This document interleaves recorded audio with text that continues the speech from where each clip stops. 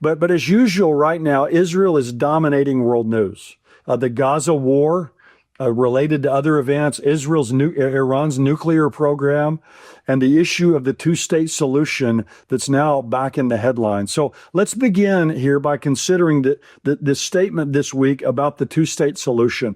There's a major push underway right now to recognize a Palestinian state. Now, currently, 28 nations don't recognize Israel. But there's 46 nations that don't recognize a Palestinian state. But that might be changing soon.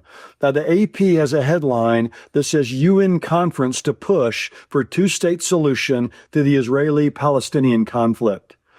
What's happening is French President Macron is pushing for all of this in the upcoming UN conference next week. It's going to be in New York City from June 17th to the 20th. And French President Macron is going to jointly chair this UN conference with Crown Prince Mohammed bin Salman of Saudi Arabia to explore the creation of a Palestinian state. And Macron has said this week. He says that he's received commitments from the Palestinian Authority that they're going to reform, that they're going to change their ways. Now, if he believes that, he's very naive. And the other problem with that is, well, what about Hamas? Because they're part of this as well. There's no way that they're going to change or reform their ways. But he's gullible and he's buying in to all of this. And France is really leading the way to recognizing a Palestinian state.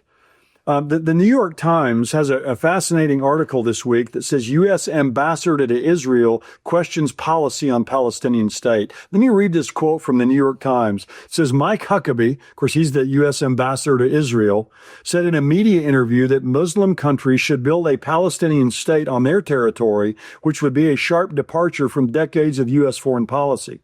The American ambassador to Israel has said that it should be up to Muslim countries to build a Palestinian state on their territory instead of in the areas that much of the world recognizes as Palestinian lands.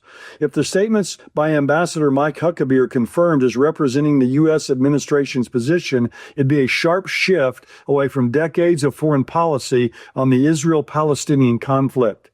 Muslim countries have 640. This is what Mike Huckabee said. Muslim countries have 644 times the amount of land that are controlled by Israel. So maybe if there's such a desire for the Palestinian state, there'd be someone who would say, we'd like to host it or we'd like to create it.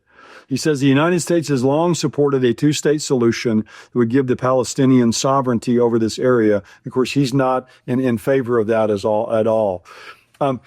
It goes on, this article in the New York Times, to say at least 146 of the world's 193 countries, plus the Holy See, which is talking about the Pope and the Catholic Church, support statehood for Palestinians in the West Bank and Gaza. So that's 146 of 193 countries.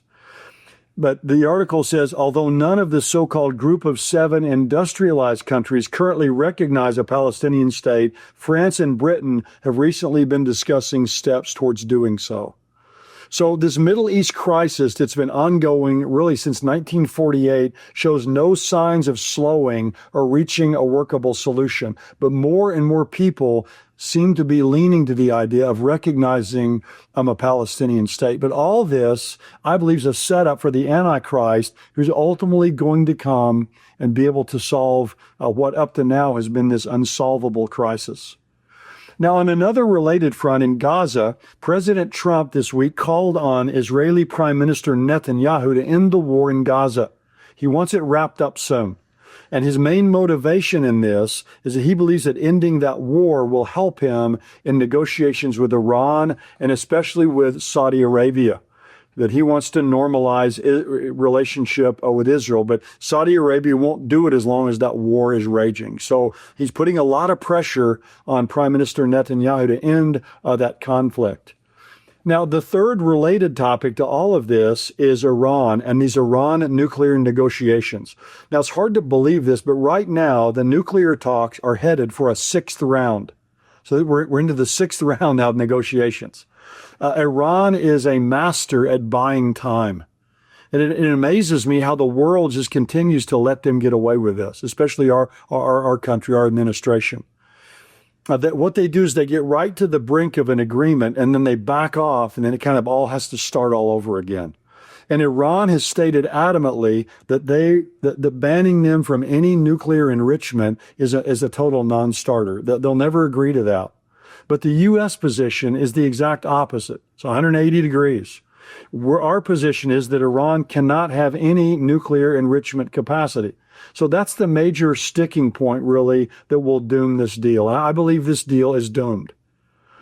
But even President Trump seems to be seeing the writing on the wall. He hopes for a nuclear deal with Iran, but he says that it seems to be fading quickly. He said this, he says, Iran seems to be using delay tactics. Well, that's a massive understatement. They've employed their talk and build strategy now for decades. President Trump has told Prime Minister Netanyahu that any attack against Iran is off limits while these negotiations with Iran are ongoing. So Israel right now is just having to wait. They're having to wait and wait while Iran continues their nuclear program. And all of this delay is just giving Iran breathing room to continue its development as a nuclear threshold state. And Iran's getting closer every day. The Times of Israel has this article that says an IAEA report sent to member states last month found that Iran had 408.6 kilograms of uranium enriched up to 60% purity, close to the roughly 90% of weapons grade. That's enough, if enriched further, for 9 nuclear weapons. The enriched uranium has no peaceful application. According to the IAEA, Iran is the only non-nuclear weapons state in the world that enriches uranium up to 60%, a level that has no civilian use. So President Trump seems to be seeing the light that Iran is not serious about nuclear negotiations. But the question is, what are we going to do next? What's going to happen next?